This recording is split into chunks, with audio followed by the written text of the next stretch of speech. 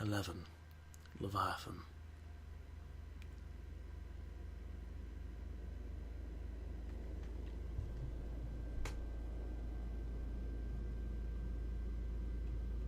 Whoa, am I underwater? Here lies my captor, the great sleeping fish.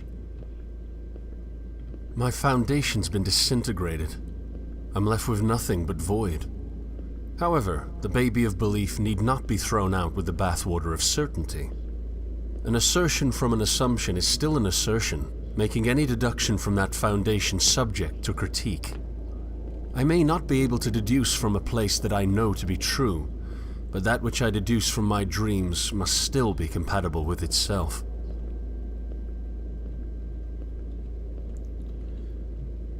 But in the writings, you always seem so okay with Leviathan. In fact, you even called him your friend before you took the leap, but then you just said your captor. Also, this is fucking gorgeous. Just saying. Look at those things. Those things are pretty. I'm gonna open this door now. Bye-bye, prettiness. Hopefully there's more prettiness through the door. There is. Check it. I think I was wrong. Dover isn't where my dreams died. It's where one dream took over. I dreamt that I had no dreams. I dreamt that Dover smothered my belief with certainty. In truth, a truth that I cannot know, Dover ran red. The dream of realism created a monopoly of comfortable stagnation that held me hostage until I could do nothing but cling to Leviathan's innards for safety. My belief was not truly killed, it was captured. One belief was deemed more true than another, and I convinced myself that I was correct.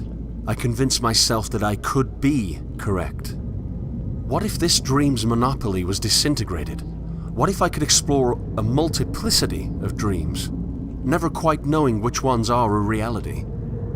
Truth must be compatible with itself, but what happens when truth is unattainable? So all the statues are now Minotaurs. What's up, man?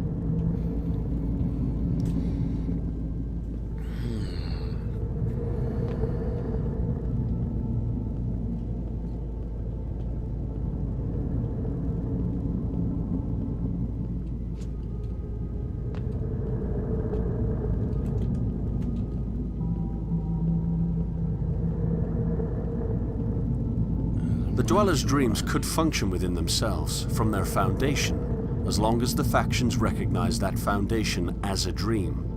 What point would there be in conflict if the dreams cannot truly be controlled? They have their dreams and they cannot assert which is superior. So why not sail?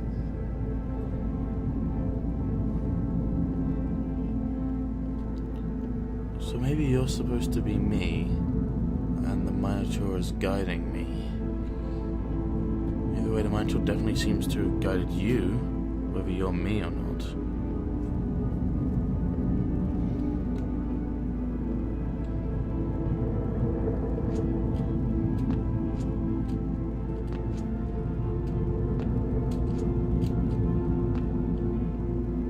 Are you Leviathan? The crab I briefly saw once, but then I didn't because you were behind a cage and I wasn't looking. But you've been depicted as a whale.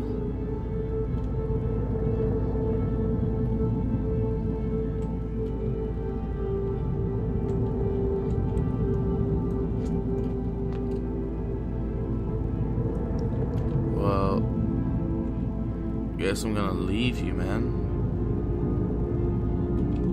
Because talking to you and whatever didn't do nothing.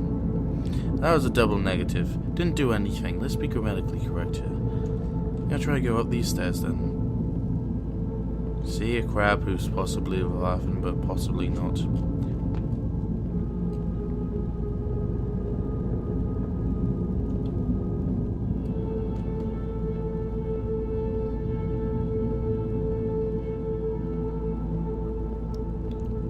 One giant leap for man, one small step for mankind.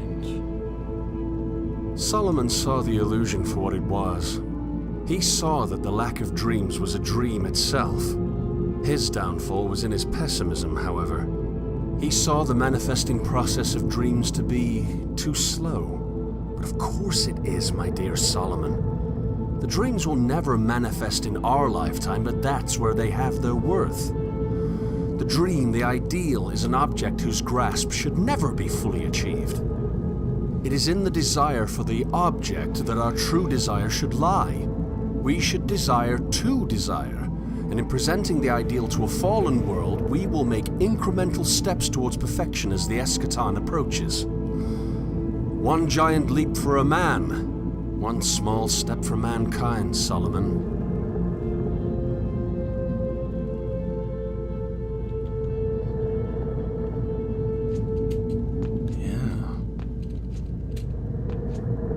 So I'm guessing I'm not Solomon.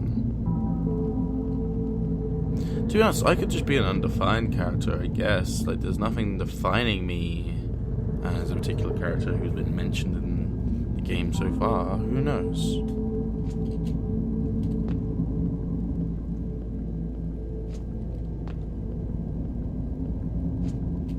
Right, I'm going back up here because it's an area I didn't explore yet.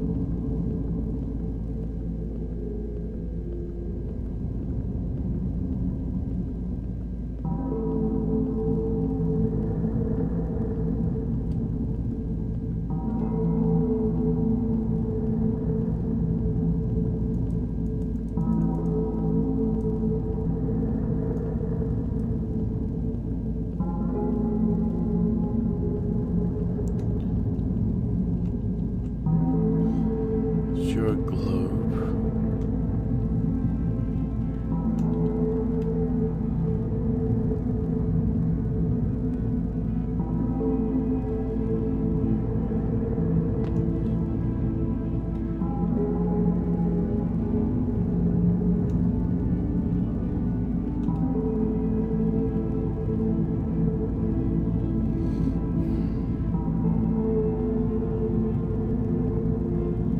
Truth must be compatible with itself based on a starting point I can't prove.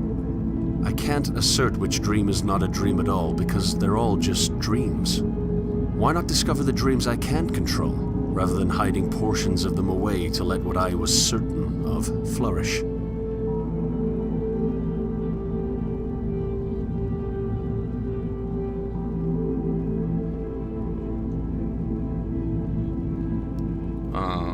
Dude.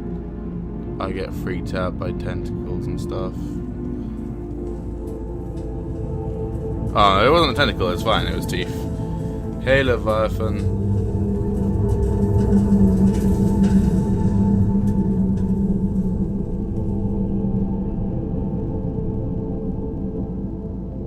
You want me to climb on his side, alright. Nice dentures.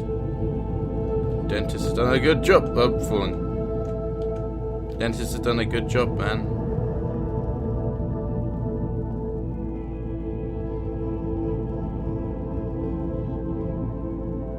One last look at my cage. One last dive into the abyss of negativity. A terrible world full of terrible people, yes, but that can be changed. Epistemic humility can regress to the deconstruction of stagnation. What I previously thought to be stagnation itself, the lack of any true knowledge, is simply the deconstruction of an anchor, freeing us to traverse the unexplored.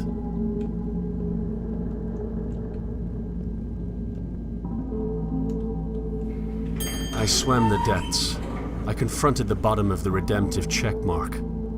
I was far more negative than those who still cling to certainty, but that's part of the progression. It's part of the broken progression. In this respect, we cannot improve without first deconstructing.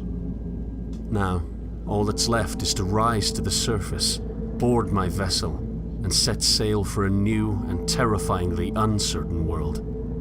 The old city has called, and I wish that more would have the bravery to join me on my journey.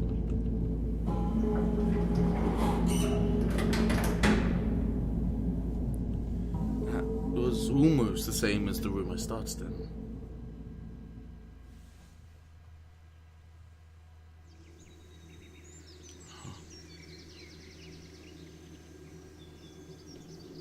Well, I'm back here.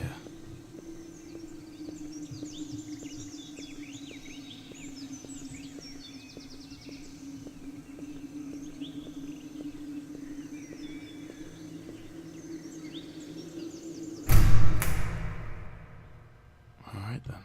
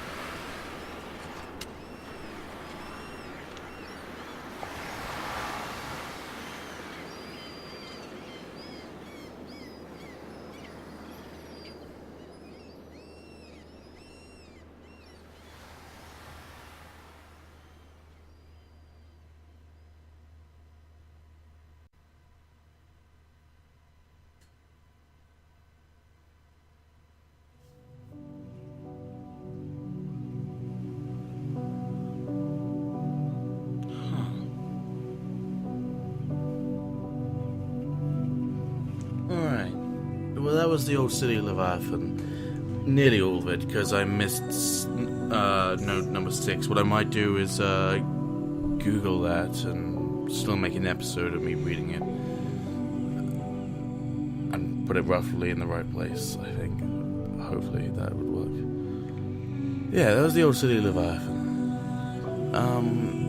In terms of reviews of it, the only thing I've seen really anyone complain about is the fact that there are no clear indications that if you go through a certain door you can't go back. Obviously, I kind of jokingly got a little bit annoyed at the game about that. I don't know whether it was because I didn't notice it, or whether because of that I didn't find note 6. But in general, it wasn't too problematic, and here's the thing, I'm not sure this game was really about story. And it sounds weird, especially since I think I first introduced this as a story-driven game with no combat. But,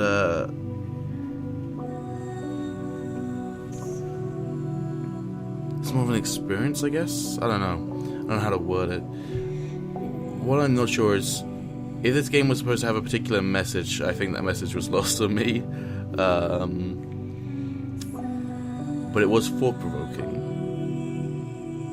And really interesting, and really a joy to journey through, and visually and audibly, is that the right word? Audibly? No, I think it's audibly. Visually and audibly beautiful, and incredibly well written, almost poetical in its writing. I'm not sure if I understand it. I'm not sure if we're supposed to understand it. But I definitely had a lot of fun. So, thanks guys for watching. If you did, I hope you also enjoyed. I definitely did. And I'll see you in the next game. And out of courtesy for the great team that put this game together, because I really enjoyed it. Even though it didn't automatically do it, I'm going to show you guys the credits. So, you can obviously... There's not going to be anything after it. I don't think there's going to be a post-credit scene or anything like that. There won't be any of me after it, so if you don't want to watch them, then that's fine, but I respect them, I'm going to put it in, so, yeah. Thanks, guys, for watching, and thanks whoever made it for making it. It was a treat. Bye. Oh. Never mind. There are no credits that roll on the screen. These are the credits. This really was an indie game. You don't even have everyone's surname. Well, thank you to Bob, Red, Ryan Cooper, Simon Health, and Atrium Carceri, Joseph Riggins, Shanaina Freeman, I think. Sorry if I pronounced any of your names wrong. Hiem Jung, Yaroslav Yushkov, Alex Mishajlo, Alex Zemslov, Soren Sioshina, we'll go with that. Smooth Porcupine, and Lewis Envy. Once again, I'm sorry if I mispronounced any of your names. I'm not good with names. But thank you for making a really awesome game. Alright. Bye, everybody.